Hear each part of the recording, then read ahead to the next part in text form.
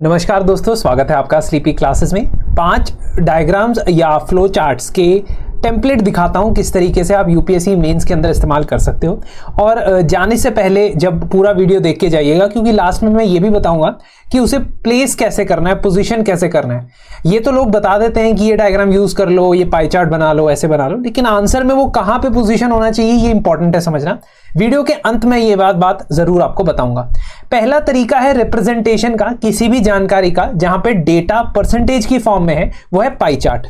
Pie chart बहुत ज्यादा काम आ सकता है, स्पेशली अगर आप इस टाइप की चीजें रिफ्लेक्ट करना चाहते हैं, रिप्रेजेंट करना चाहते हैं। जैसे इंडिया का एनर्जी मिक्स, इंडिया की टोटल एनर्जी रिक्वायरमेंट में से कौन से टाइप के सोर्सेज में से एनर्जी उसे मिलती है, तो ये पाई चार्ट एक बहुत ही अच्छा एलिमेंट हो सकता है।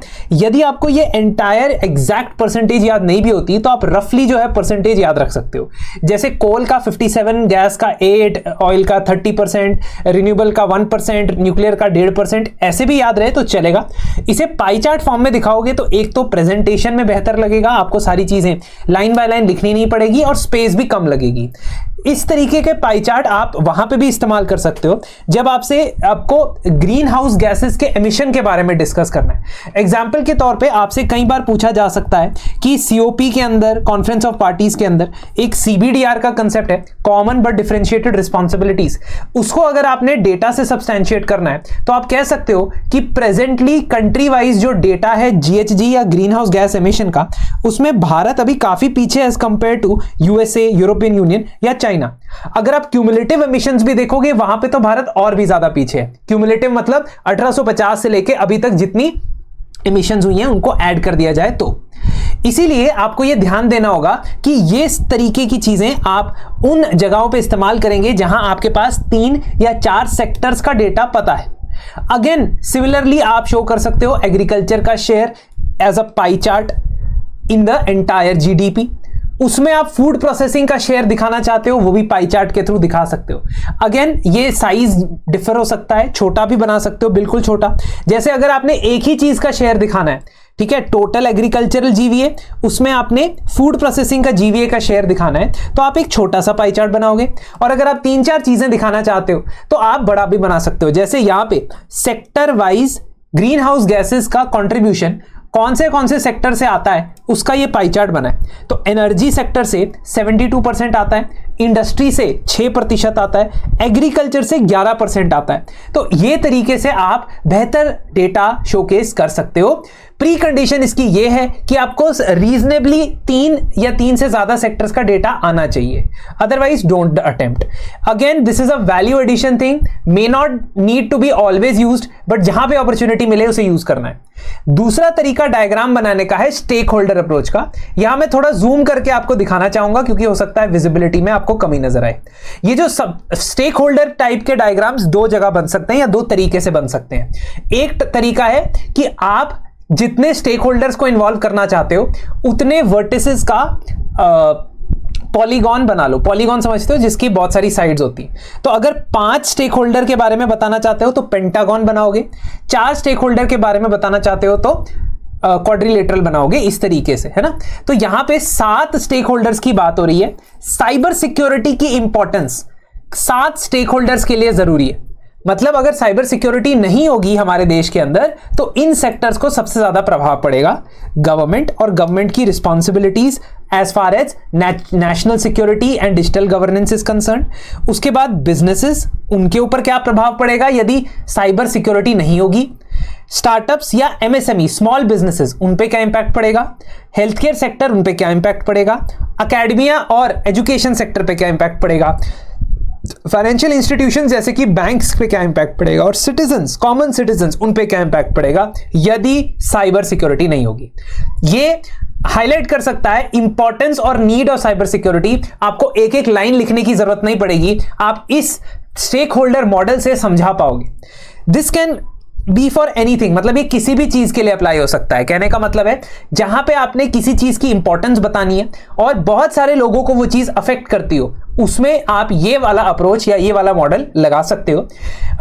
रैंक 2 जो थे पिछले साल के अनिमेश प्रधान, उन्होंने भी ये वाली जो स्ट्रेटेजी है यूज की है। ठीक है, तो मैं उनसे इंस्पायर होके ही आपको बता रहा हूं कि यू कैन यूज दिस। ठीक है, I do not fear to acknowledge someone जिसने ये यूज किया है, ठीक है, तो मैं उनको बताना भी चाहूंगा कि उनके सौजन्य से मैंने इसको आपके साथ डिस्कस किया है। सेकंड अप्रोच इज जो स्टेक होल्डर अप्रोच की वेन डायग्राम बन सकती है। स्टेक होल्डर अप्रोच के अंदर वेन डायग्राम बनाने का तब फायदा है जब कम स्टेक होल्डर्स हो, 3 या 2 stake holders.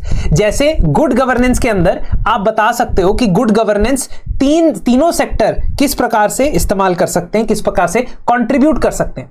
Government sector, private sector और सिविल सोसाइटी, ये तीनों किस तरीके से कंट्रीब्यूट कर सकते हैं, ये एक वेन डायग्राम से दिखाया जा सकता है। जहां गुड गवर्नेंस के लिए government transparency, accountability, rule of law, citizen centric services ensure कर सकती है। वहीं सिविल सोसाइटी में एडवोकेसी और accountability, NGO, self help groups के द्वारा सोशल ऑडिट और रेजिडेंट वेलफेयर एसोसिएशंस के द्वारा लोकल गवर्नमेंट को अकाउंटेबल ठहराना जरूरी है।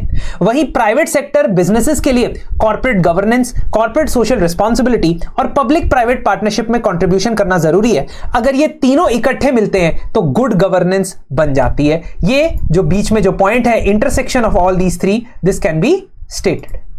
नेक्स्ट टाइप ऑफ डायग्राम जो आप अपने आंसर्स में बना सकते हैं वो है किसी प्रकार की विशियस या वर्चुअस साइकिल को शो करना। कुछ नहीं करना है, आपने बस सीक्वेंस ऑफ इवेंट्स को साइकिल में साइक्लिकली अरेंज करना है।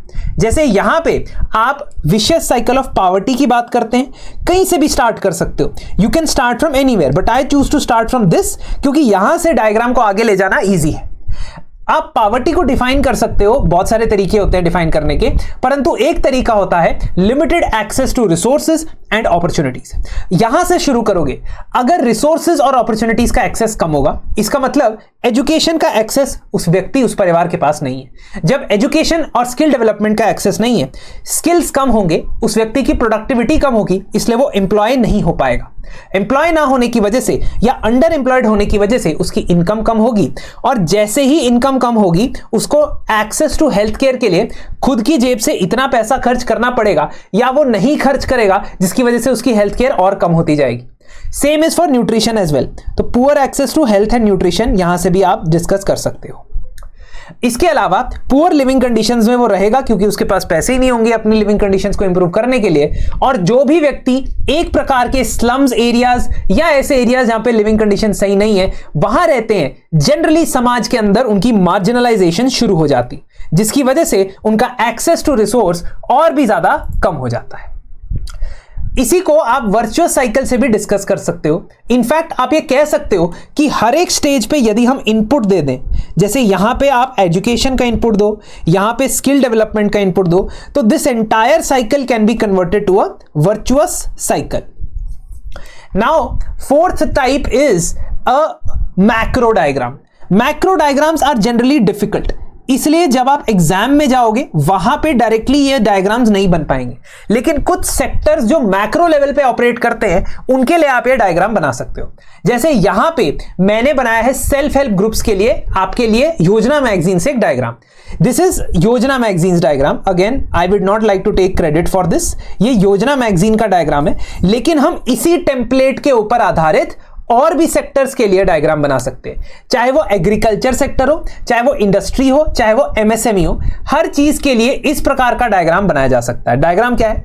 उस सेक्टर के बारे में अगर वो 2 या 3 लेवल पे ऑपरेट करता है तो एक सर्कल के अंदर उसको ट्रायंगुलर फॉर्म में दिखा सकते हो। जैसे यहां पे सेल्फ हेल्प ग्रुप्स कैसे ऑर्गेनाइज होते हैं, लोएस्ट विलेज लेवल से लेके क्लस्टर लेवल तक वो यहां पे दिखाया गया है। Same can be done for education institutions as well. आप प्राइमरी, अपर प्राइमरी, सेकेंडरी और हायर एजुकेशन को दिखा सकते हो। Same can be done for centre state relations या सेंटर ब्यूरोक्रेसी एज वेल, जो डिस्ट्रिक्ट एडमिनिस्ट्रेशन, स्टेट और फिर सेंटर लेवल पे आती। इसको दिखाने के बाद आप यहां से किसी प्रकार का इनपुट डालने वाले हो। इस सर्कल के अंदर अलग अलग डायरेक्शन से इनपुट जाएगा, पॉजिटिव इनपुट, ठीक है। तो सेल्फ हेल्प ग्रुप्स के थ्रू आप फाइनेंशियल कैपिटल सपोर्ट देते हो सेल्फ हेल्प ग्रुप्स को, इनोवेटिव टेक्नोलॉजीज उनको सिखाते हो, उनकी ट्रेनिंग करते हो, उनको लाइवलीहुड प्रोवाइड करते हो, और बहुत सारी स्कीम्स जो ऑपरेट कर रही हैं उनको कन्वर्जेंस की तरफ लेके आते हो। मतलब एक सेल्फ हेल्प ग्रुप को सभी स्कीम्स का बेनिफिट मिले इंश्योर करते हो। जब ये सारा इनपुट दिया जाता है तो उससे socio economic financial empowerment of women हो सकता है। ये सेम टेम्पलेट इस्तेमाल किया जा सकता है एग्रीकल्चर के लिए। एग्रीकल्चर को आप सेंटर पे रखो और एग्रीकल्चर को भी तीनों लेवल पे दिखाओ, village level farms, farmer producer organisations या फार्मर प्रोड्यूसर कंपनीज, और उसके बाद नेशनल मार्केट। इसको ट्रायंगल बनाने के बाद आप उस पे एग्रीकल्चर इनपुट्स में जो जो इंप्रूवमेंट हो सकती है एरोस के थ्रू दिखाओ।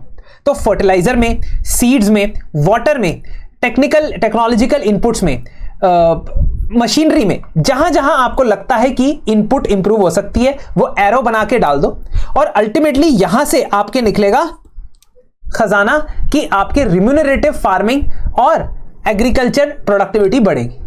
ये इसको आप इमेजिन करो एक ऐसी मशीन जो श्रीमान राहुल गांधी ने बनाई थी, जिसमें इस तरफ से आलू डालते थे, दूसरी तरफ से सोना निकलता था, लेकिन इसमें आप खुद इनपुट्स डालोगे ताकि जो आप आलू इसमें डाल रहे हैं एक्चुअल में सोना जनरेट कर सके। Next is type of diagram is a sine wave diagram. Sine wave diagram तब बनती है जब आपने 2 या 3, इससे ऊपर नहीं, मतलब कंटिन्यूअस साइन वेव डायग्राम बनाने की जरूरत नहीं है, ठीक है। This is not exactly a sine wave, क्योंकि मैंने इसको एक्सिस के तौर पे जो है वो सही से बनाया नहीं है, बट आप मतलब इमेजिन कर सकते हो साइन कर्व जो होता है वो इस प्रकार का होता है, ठीक है। अगर आपने ट्रिग्नोमेट्री पढ़ी है स्कूल में तो थोड़ा सा आइडिया आपको होगा। खैर, नहीं पढ़ी है, इसका नाम नहीं भी याद होता है तो शेप तो याद है। शेप कुछ इस प्रकार से, अगर आप टीबी के 3 टाइप्स के बारे में डिस्कशन करना चाहते हो और आप एक एक पॉइंट नहीं लिखना चाहते हो, तो आप इस तरीके से टीबी की तीनों टाइप्स दिखा सकते हो, ठीक है। यहां पे मैंने एमडीआर टीबी लिखा है, बट पेपर में कोशिश करना मल्टी ड्रग रेजिस्टेंट टीबी ये पूरा लिखो, मल्टी ड्रग रेजिस्टेंट टीबी ये पूरा लिखो। यहां पे मैंने एमडीआर, एक्सडीआर और टीडीआर 3 टीबी की टाइप्स लिखी है, तीनों की एक एक एक्सप्लेनेशन है ना, और ये मैंने शोकेस कर दिया 3 टाइप्स ऑफ टीबी। अगेन आप इसको सिंपली भी शो कर सकते हैं। सिंपल फ्लो चार्ट क्या है, 3 टाइप्स ऑफ टीबी और ऐसे ऐसे एरो बना दिया, बट जनरली बहुत सारे लोग ये यूज कर रहे हैं, तो थोड़ा सा हम इसमें डाइवर्ट कर सके तो बेहतर है। सिमिलरली एक टाइप का डायग्राम जो यहां पे नहीं है वो मैं आपको बता देता हूं, वो है बैलेंस वाला, ये सीसॉ बैलेंस वाला, ठीक है। तो सीसॉ बैलेंस पे आपको कई बार चीजों को बैलेंस करना पड़ता है, जैसे एनवायरनमेंट प्रोटेक्शन और डेवलपमेंट, ठीक है, जैसे एप्टीट्यूड या एटीट्यूड, ठीक है, जैसे फेडरलिज्म और यूनियन, ठीक है। तो आप जब इसको बैलेंस बताओगे तो आप इसी डायग्राम के अंदर बता सकते हो कुछ चीजें, है ना, जैसे फेडरलिज्म के पॉइंट इधर लिख दिए, यूनियन या सेंट्रल उसके इधर लिख दिए, और हमेशा इंडिया के केस में यहां की तरफ ही ये बैलेंस रहेगा, ठीक है। उसको बैलेंस करने के लिए बीच में कौन है, judiciary. So please keep on experimenting with this simple diagrams. जितनी डायग्राम सिंपल होगी, नॉन कॉम्प्लिकेटेड होगी, उतना आसान होगा एग्जामिनर के लिए समझना। हमारा पर्पस ये नहीं है कि हम एग्जामिनर के लिए टफ बनाए सिचुएशन को, हमारा पर्पस है एग्जामिनर को इजीली आपके पॉइंट्स आंसर्स के अंदर समझ आए। इसी के साथ आज का लेक्चर समाप्त करता हूं। हमारे प्रीवियस ईयर क्वेश्चंस का कोर्स अवेलेबल है, जहां पे हम कंप्लीट प्रीवियस ईयर क्वेश्चंस को डिस्कस करते हैं, मॉडल आंसर्स प्रोवाइड करते हैं और इसी प्रकार के फ्रेमवर्क के थ्रू बताते हैं कि मोस्ट रिपीटेड थीम्स को कैसे आंसर करना है। इसके लिए आप संपर्क कर सकते हैं हमारे नंबर्स पे, जो यहां पे आपको स्क्रीन पे नजर आ रहे होंगे, या वेबसाइट पे भी जा सकते हैं। दोस्तों, मैंने आपको कहा था कि लास्ट तक वीडियो देखिएगा तो मैं बताऊंगा कि ये जो डायग्राम्स हैं या फ्लो चार्ट है, इनको यूज कैसे करना है। देखिए, जब भी आपसे क्वेश्चन पूछा जाए, never start from a diagram. जब भी आप स्टार्ट करते हैं तो इंट्रोडक्शन की पहली लाइन लिख लीजिए। What type of question it is, introduction की पहली दोनों लाइन्स या पहली लाइन लिख लीजिए, उसके बाद डायग्राम्स का इस्तेमाल करें। कोशिश करें कि वो डायग्राम ज्यादा स्पेस ना ले। तो अगर आपका ये मार्जिन है और अगर आप पाई चार्ट बना रहे हो तो यहां पे पाई चार्ट शो कर लें rather than doing it here, because फिर आपको यहां पे लिखने की स्पेस मिल जाएगी। तीसरा, कंक्लूड करने या कंक्लूजन जब देते हो वहां पे भी कंक्लूडिंग लाइन के जगह पे आप डायग्राम ना बनाओ। It is better to conclude and start with 1 or 2 sentences rather than keeping them there. Secondly, जब भी आप कोई पॉइंट रखते हो, हर पॉइंट के बाद डायग्राम बनाने की जरूरत नहीं है। आप सारे पॉइंट्स लिख दो किसी पर्टिकुलर सब हेडिंग के अंदर, उसके बाद वो डायग्राम से शोकेस कर दो, ठीक है। So please make note of these 3 things while using these diagrams. और आप जिस पर्टिकुलर टॉपिक पे वीडियो चाहते हैं अगले हफ्ते या अगले लेक्चर के अंदर, प्लीज मुझे कमेंट सेक्शन में जरूर बताएं। धन्यवाद।